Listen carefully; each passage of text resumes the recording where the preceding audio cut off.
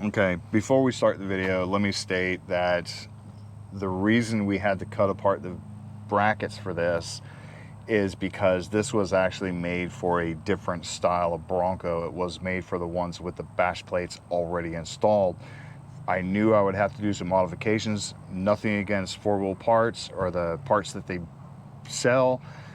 I knew that coming into it. So please don't bash the bash plate, I guess. You want to put it that way? Don't bash the bash plate or four-wheel parts for selling something. I knew that coming into it, that it wasn't gonna fit properly because of the vehicle I had. So there was no other option. And there is no other option. So no matter what bash plate you get, you're gonna have to do this. So yeah. so far that what I've seen. So again, please, if you see this, leave a like, comment. Also share the video. Share the video. On with the video. Bye.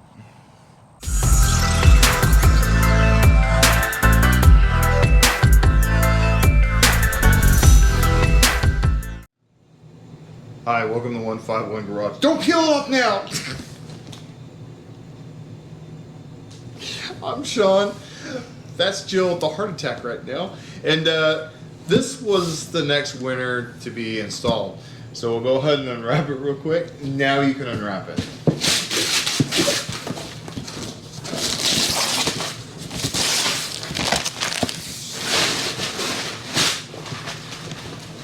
And there you have it.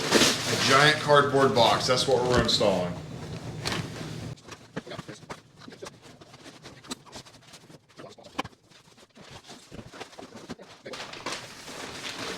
Like four-wheel parts. Yep, the four-wheel part skid plate. So we are going to install this to actually complete the bumper install and everything like that. This will protect the skid plate, and we'll show you here in just a second what the other. You get a great plate for that. Yeah, it's in the package. Oh, is it? Sweet. Yeah. Actually, let me see. That is the four-wheel parts. It is fairly heavy. Who's installing this, me or you? Yes. I'll hand you the tools.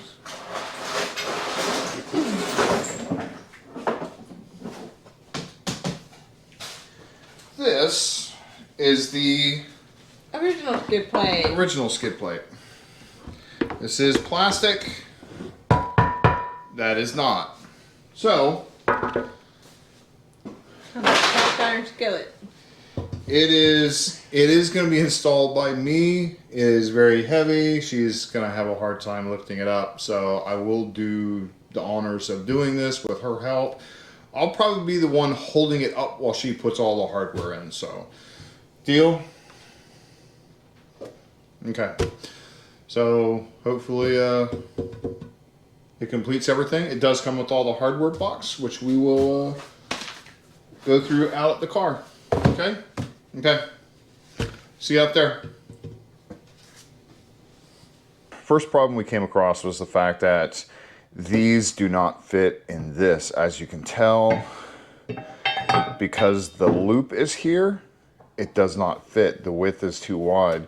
Now, this setup is for the Broncos with the metal skid plate, not the plastic splash guard as we do. What we have to do is cut this out and re-weld in some pieces. That way this will fit in here. That way we can turn this into something like this. So what I ended up doing is cutting the loop out. As you can tell, the loop is now gone. I ended up cutting a section out of this, which got rid of the loop, as well as cutting a piece of filler metal that I welded into place right here. I will show you what I ended up doing and how I did it. As you can tell, the little piece of filler metal is right there. It is welded in all the way across both sides. And this fits perfectly. With a little adjustment, there you go. Holes line up here, hole line up there, holes line up right there. So we'll go ahead and throw this on, take a look at it, and after I install this one, I will cut the other one and show you exactly what I did. Okay, see you then. Okay, before I start cutting, please be aware, always wear safety glasses, a mask, and also a good pair of gloves. Now the reason for the mask, there is a bunch of dust that flies around, as you can tell right here.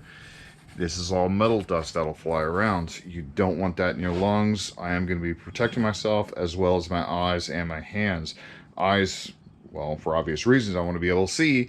Hands, because when your hands are close to this, it does start throwing sparks. As you can tell, it will hit these. Wear a good pair of leather gloves. These are leather-ish. They are mechanics gloves. I've used them before, and they are some of my favorite gloves, mechanics wise. Now, what we will do is we'll clamp this to the table. We'll cut this bar out right here. So I'll cut along here, here, and then flip it over and cut it right there and right there. We'll go through the process and I'll show you after I get that taken out and the next step. Bye.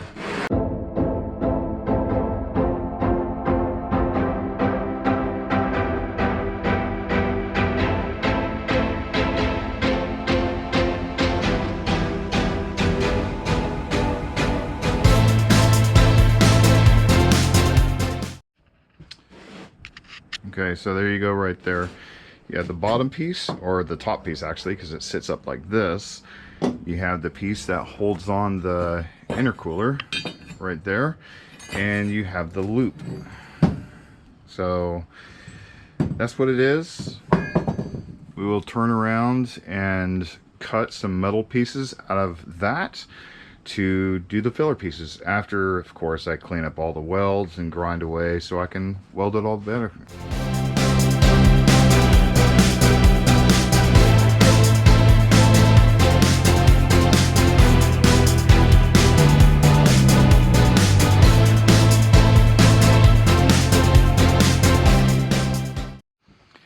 Okay, so if you're wondering what I did, these are going to be still pretty hot, grinding.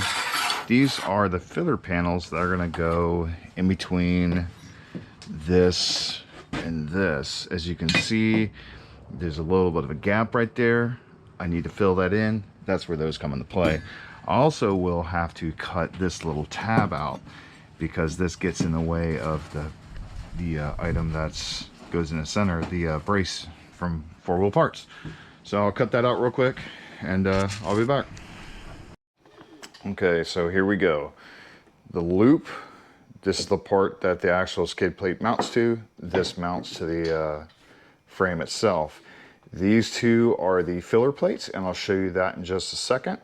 And then this right here is the brace that goes in between. Now, before I weld all this, what I'm gonna do is I'm gonna bolt it all together temporarily, minus this of course, but I'll show you that in just a second. Okay, so now that I got it put together, this right here is just bolted in. Obviously there's a nut plate in the bottom of this, or a nut in the bottom of this. I went ahead and bolted through that holds it all together. And then you'll see the gap that was cut by cutting out that. Now what we're gonna do is, see if I can get this right, is fill in the spot with that. Now, again, I will clamp this in, weld it, and we'll be back. So I'll see you after that. I won't show the welding. I weld horribly, but I will show it after I grind it all nice to a less than mediocre weld. So we'll be right back. Okay, so here we go. I have it all cut, re-welded, and ground down to make it look a little less crappy. We will shoot it with a couple coats of Rust-Oleum primer or Rust-Oleum black paint. That way it covers all the bare metals. As you can see, it fits together very nicely. Bolt holes all line up as advertised, and it will mount up just like this. It fits fairly nice. As you can tell, I do need to paint it. Everything lines up. So we will spray it now, make sure it's nicely coated, and we'll be ready to install it. Okay, you want to show them the bracket? Okay, so right now we have the bracket put together. We actually have the bolt from the original bolt put right there. And the reason we did that is because it's a lot easier to handle one bracket than two brackets that keep falling apart. That one right there, I installed with two separate brackets with no bolt in it. It was kind of cumbersome, where this one's gonna be a lot easier. So where this goes is, and drop it down just a second. This right here, this little hole is what holds the intercooler up, right there. The other two, the bolt holes go right here. That's right here, and this goes off to one side. That way it won't twist one way or the other. So Jill will go ahead and install it. You want to lay down on your back? Yeah. Might be a little easier.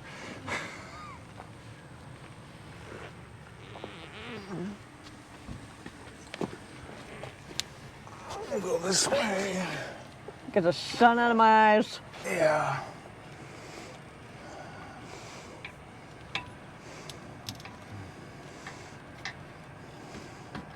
Do not let go of that. That is going to come straight down. No. You're going to have to get the bolt first.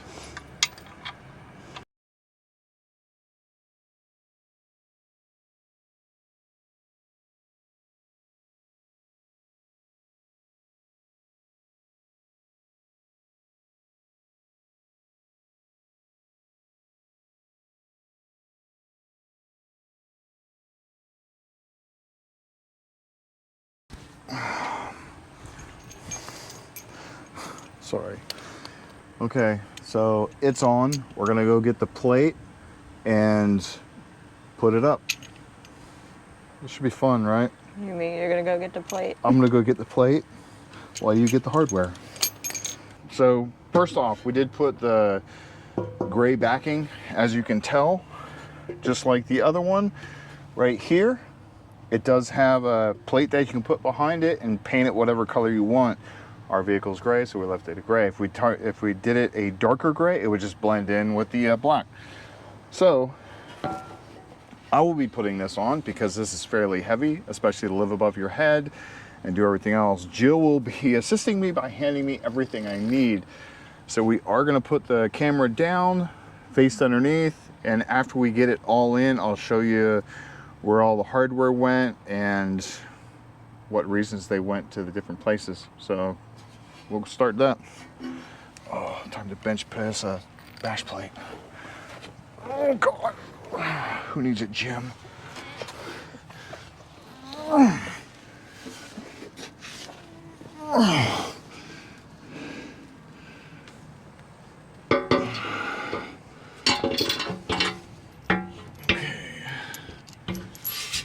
Okay, first things first. Let me get one with a washer.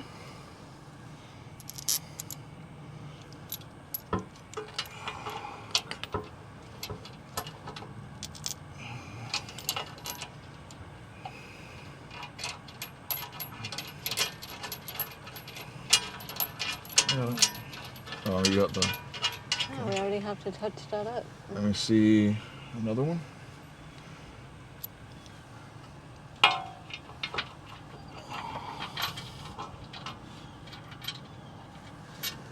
Oh, I need to replace that one, that's why. Okay, now I know.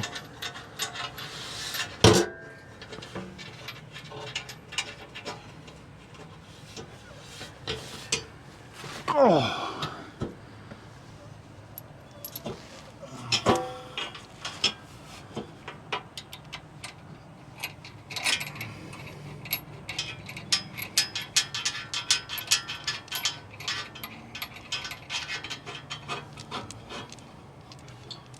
I can take this one out. Shit.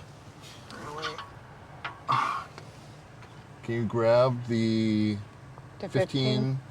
Yeah. The one that we didn't bring out? Yeah, because I got to take that last one out.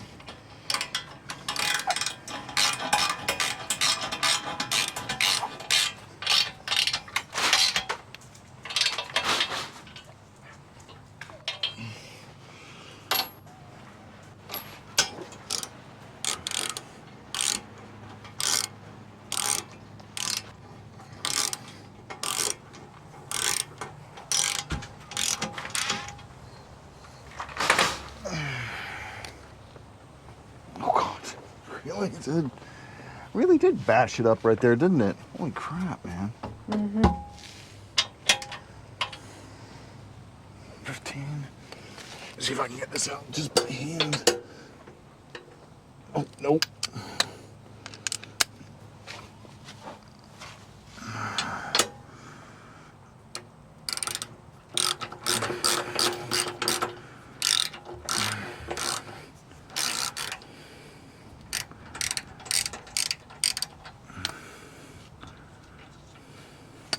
And where's the last one? The hardware? Oh, God. With the, okay, perfect.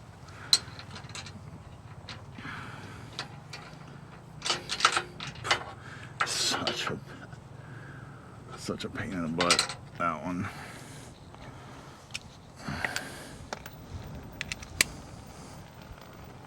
That's fine. Thank you.